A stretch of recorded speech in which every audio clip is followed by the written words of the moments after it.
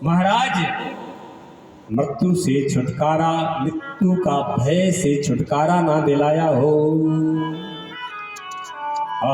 उसका जीवन व्यर्थ है। जिसने अपने बालकों को उपदेश ना दिया हो, वो माता नहीं, वो पिता नहीं, वो गुरु नहीं, वो पति नहीं। जिसने भगवान के प्रति श्रद्धा ना बढ़ाई हो। आज बहुत सुंदर है। आज सुबह से हमारे ये जो ऑर्गन पे संगत करते हैं, सुबह से इन्होंने क्लासिकल गाए। हमारा भी आज मन हो गया क्लासिकल सुनने का। कहते के दिन सुमरण बिन खोए, कहते के दिन सुमरण बिन खोए,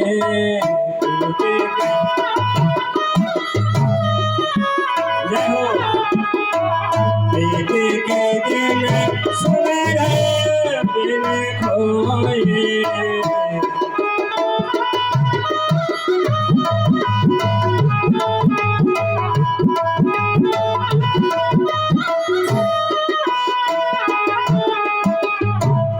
निंदा रसना के रस पर, निंदा रसना के रस अपने कर्म भिगोए, के दिन सुमिरन बिन खोए, के दिन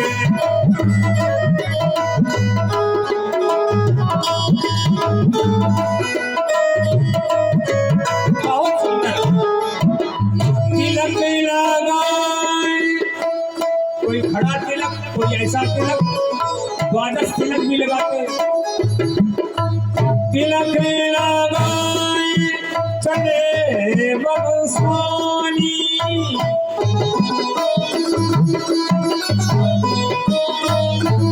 क्या कहते हैं? हम गुरु हैं, हम श्रेष्ठ हैं। नहीं, जब प्रजा तुम्हें श्रेष्ठ कहे तब तुम श्रेष्ठ हो। अपने आप ही प्रचार करो बना, कोई मतलब नहीं। बड़ा लोग अपना प्रचार करते हैं। तिलक लगाए चले वन स्वामी, किसियन के संग जोए, किसियन के संग जोए, सुमरण बिन खोए,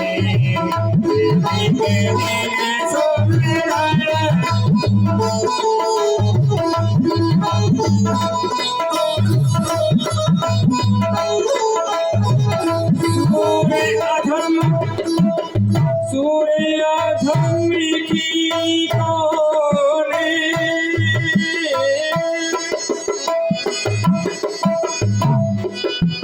सूर्य अधम की कौन गति है, उदर भरे और सोए, के दिन सुमरन बिन खोए,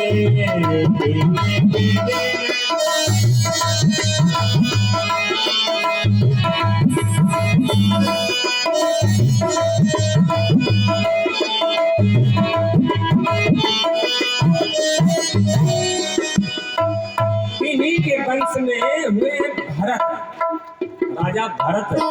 भरत को राज तिलक कर दिया। अब भरत कहते कैसे हैं? अस्तेन संगम भगवान भजताम मुकुंदो, भगवान मुकुंद को भजते हैं, गोपाल को भजते हैं, नंदलाल को भजते हैं। क्यों?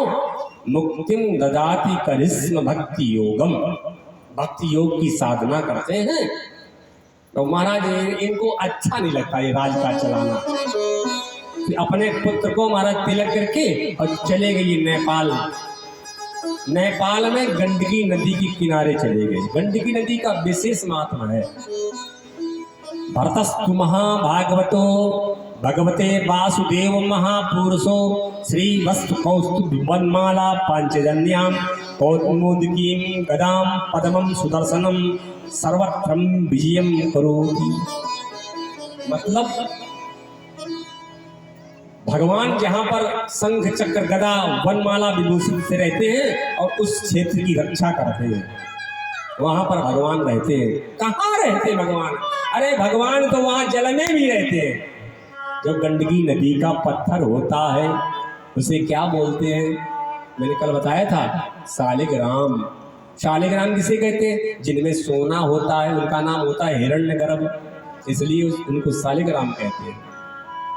वहीं पर ये तपस्या करने लगे, तपस्या करने लगे महाराज, तपस्या चलने लगी। एक दिन नदी में स्नान किया तो सूर्य अर्घ दे रहे थे। एकदा तु महानद्याम कृता अभिषेकः, भगवान भास्कर को जल दिया। तत्र आगत हरणी पिपासया, एक हिरणी आ गई जिसे प्यास लगी थी। जो उसने मुंह में स्पर्श किया पानी पीने के लिए, पीछे से सिंह ने दहाड़ लगा दी। जो सिंह ने दहाड़ लगाई वो सोचने लगी अब क्या करूं, ये शेर मुझे खा जाएगा। सोई उसने छलांग लगा दी नदी की उस पार। इतनी जोर की छलांग लगाई है कि पूरी शक्ति लगी। हिरनी तो नदी की उस पार चली गई, लेकिन उसके पेट में एक बालक था, गर्भ से थी वो। बालक पानी में बहने लगा। अब महाराज देखती है वो भरत की ओर। ए भरत, तुम सामर्थ्यशाली हो, मेरे पुत्र की रक्षा कर सकते हो, तो मेरे पुत्र को बचा लो। हाँ, भरत ने देखा क्या मेरी पूजा छोड़ करके भरत उस बालक को पकड़ के किनारे पे ले आए।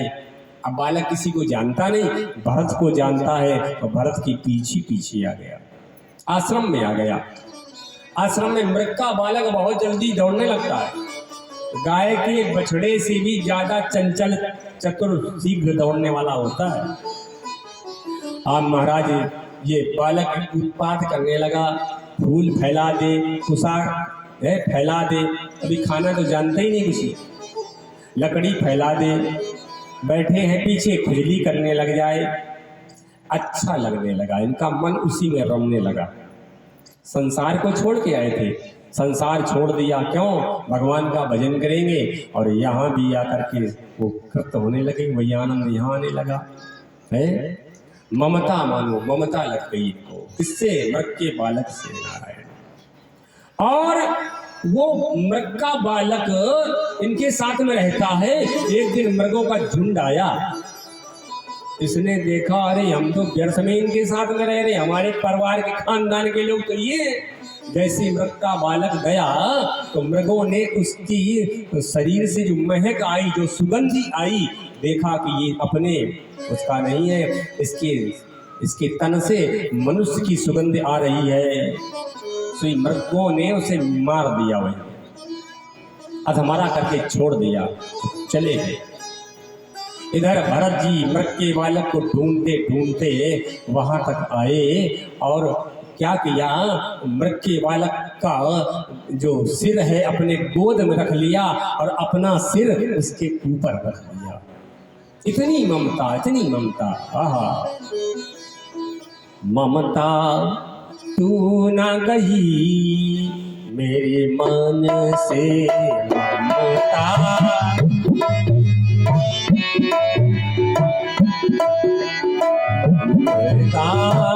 तू ना गई मेरे मन से, ममता तू ना गई मेरे मन।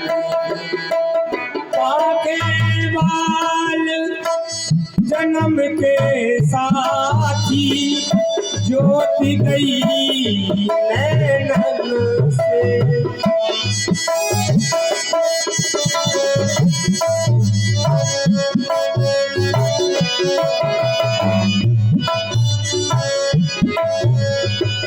अंत ही तो है तजेंगे पावल,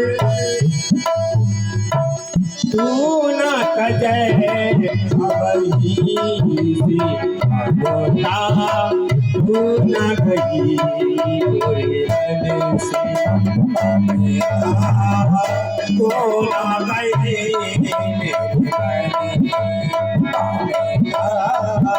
तू न गई। इनकी जो है मृत्यु का समय हो आ गया।